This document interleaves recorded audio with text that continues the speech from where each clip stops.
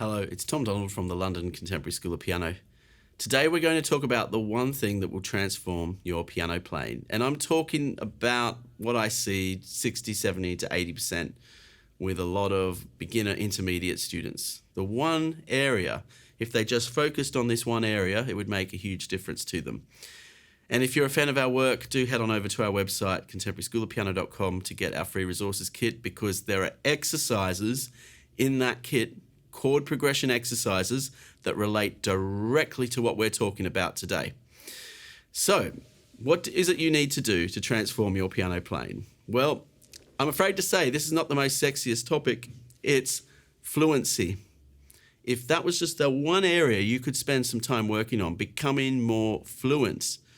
I hear a lot of this with a lot of adult piano students when they're playing chords. I hear a lot of this. Let me show you what it sounds like.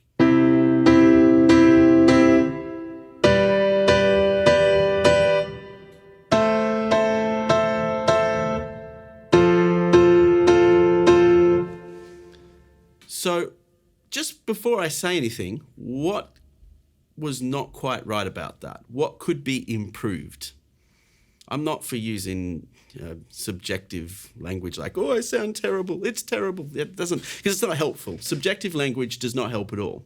We want to be objective. What objectively could I have done better there? That's the question I'm asking you. It's a really important question. What could I have done objectively better there?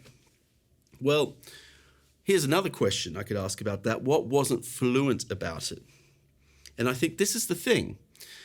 A lot of adult students are looking to learn chords and theory and some things that are quite sophisticated and complex, but they are forgetting how important fluency is, how important it is to be fluent. And the problem with that were the big gaping gaps and holes I was leaving inside the playing. I was just playing something, taking a breath, having a cup of tea, and moving to the next chord. But music has rhythm, music has timing, music has flow. That had absolutely no flow at all because I was leaving a big gaping hole. And if you do that when you practice, you're not really helping yourself. You might think, oh, this is great, I'm learning lots of new chords, I'm learning lots of this and lots of that and lots of new theories and new techniques. I've always wanted to play this song. But none of those things matter if there's no fluency there. So today we're going to talk about fluency, how to get your playing into a rhythmic flow of continuity. Not perfection, because perfection actually is not that important. Sorry to all you perfectionists out there. Continuity is what really matters. So we'll start with a really simple exercise for continuity. This is just a really, really simple one where we just really relax our body, our posture, because this all matters. Because if there's tension there, that was another thing in that example I played to you earlier. What was the problem? I was tense as well because I was thinking so much. So we're now really just going to take a deep breath. Let's just pick a scale, F major. And I'm just going to pulse an F in the left hand with the pedal down. I'm going to take a deep breath just with the left hand. And the whole idea is I'm keeping that continuity in the sound. See, just getting to the piano is the first thing. Does mean you have to eventually get off YouTube. I know this is counterintuitive because we're on YouTube right now, but you have to actually get to the piano and do this without a screen in front of you, just you and the piano. And then I might just choose 3 notes from the F major scale. And then I might choose another 3 notes from the F major scale.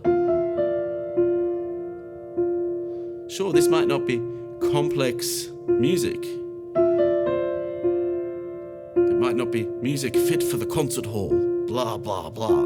But it's fluent. And fluent music is so much more objectively better than music that has loads of interruptions and stops for no particular reason that are just systemized into the playing without even noticing they're there. So So this is an exercise. Now, if you can sit on an exercise like that for 15 minutes without stopping, you're building some fluency. Your left hand will trip up. You'll make mistakes. You'll mess up. You'll have breaks and pauses and gaps, and you'll be very frustrated by them. But that's good. That frustration we turn into positive intent, because then you're aware of the lack of fluency. Oh, I wasn't fluent there. I just stopped. I had a lapse. That's fine. See if you can go for 3 minutes without a lapse. Gosh, if you can do that, that's amazing. Go for 30 seconds without a lapse. That's amazing. That's awareness. Then you're measuring things. You're not just playing, stop, play, stop, and there's no fluency and you think you're practicing. That's really good quality practice for your fluency. Now, let's apply this to some chords now. And I'm going to get a chord progression that sounds nice, because this is very repetitive, so it might as well sound nice. So I'm going to just get a C suspended 2, and I'm going to have in the bass a C, going to an E, going to an F, going to a G. I'm just going to loop these notes around. And the idea is, again, the rhythm is constant. There's no gaps. I'm not going to try and get faster or slower. I'm just going to stay at that same tempo. You can do this with me right now if you're sitting at the keyboard. Now bring in the left hand.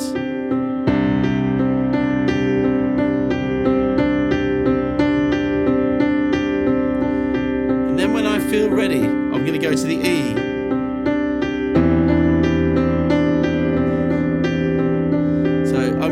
I'm taking my time. That's the beauty of this exercise. I'm in no rush to go to the next note.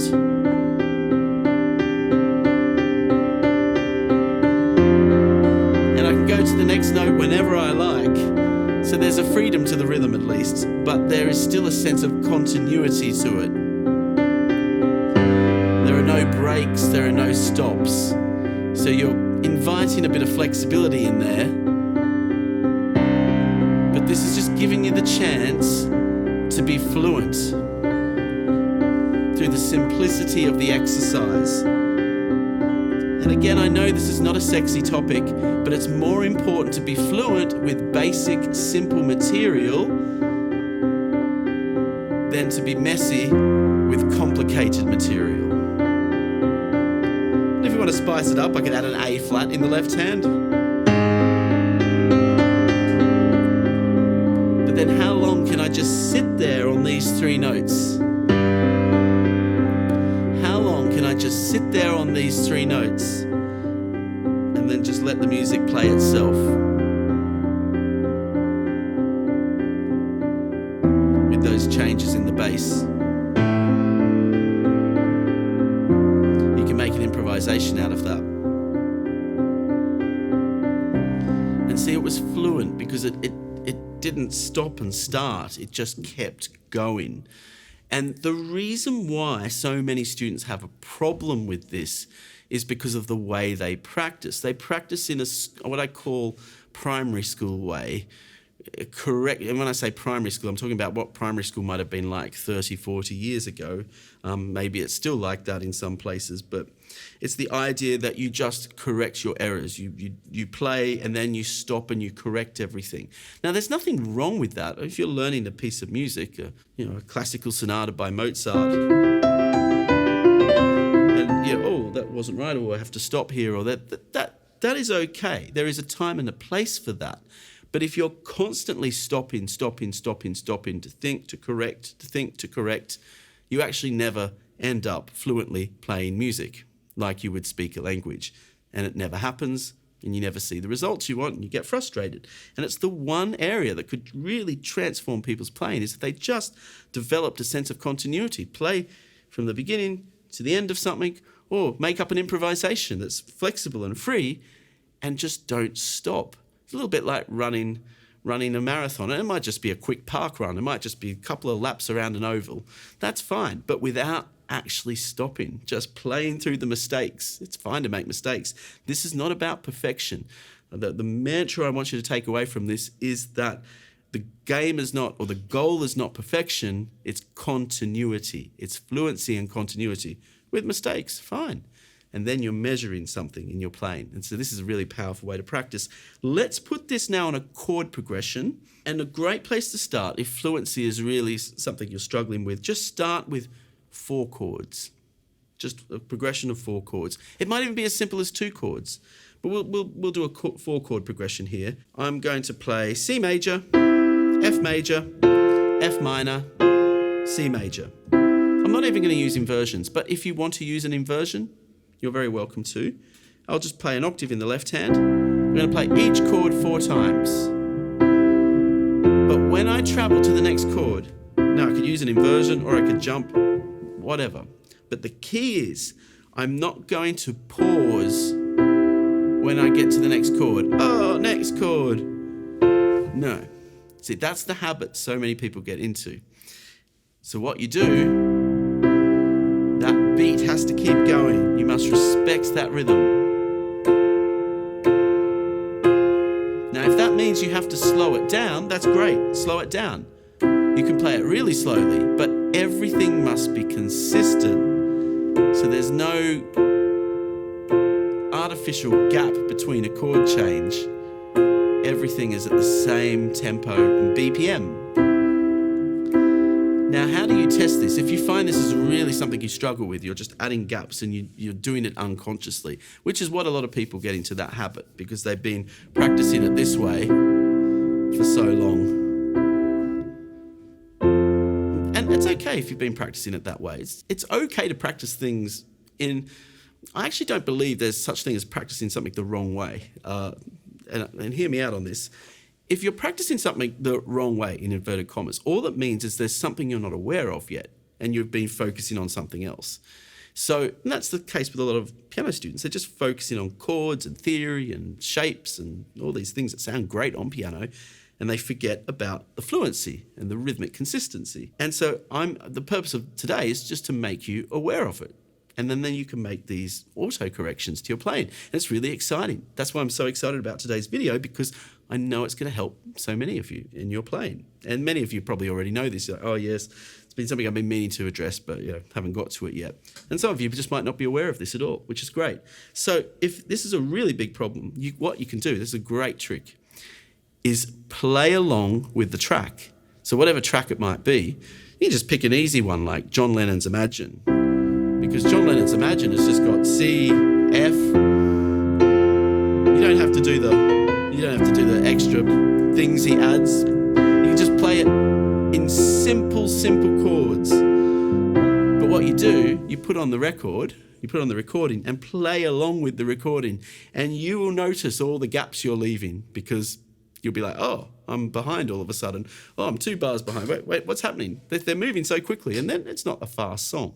So it's just good to play with the song. Choose a song that's not fast.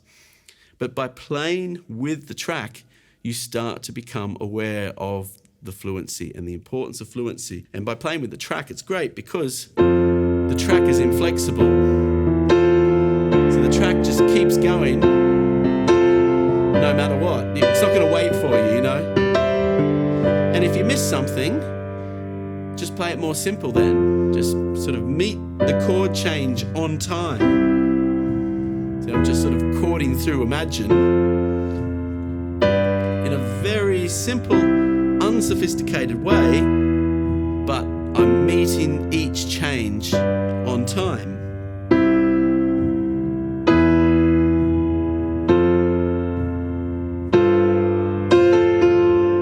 And then usually at the end of a piece, we just slow down a little bit. We can slow down even more. That's the moment where you can, what they call a ritardando in the music, you can slow it down just a fraction at the end of the piece for a bit of effect. So tempo is not entirely inflexible, but what we're looking to achieve is fluency. So I'm setting you a fluency challenge. Really go for it. Go over to our website and get the free resources kit, because it's really important you've got those resources to play with. We're always updating it. We're going to add Imagine to it, other things to it. So you've got these pieces. You can play around with them. You've got different chord progressions in there you can look at. And if you're struggling with fluency, even still, just simplify the propositions. Just 4 chords at once.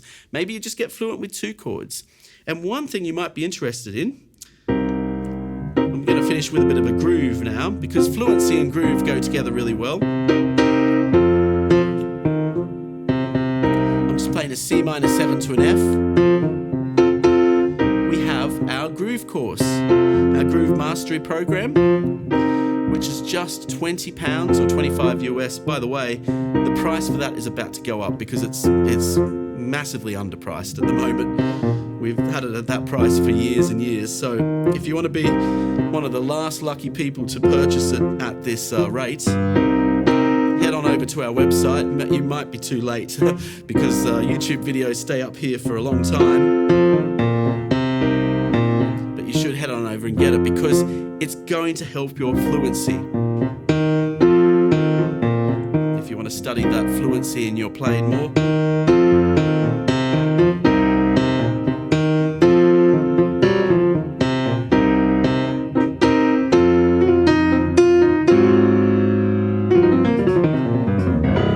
Now get to the piano. And I'll see you soon.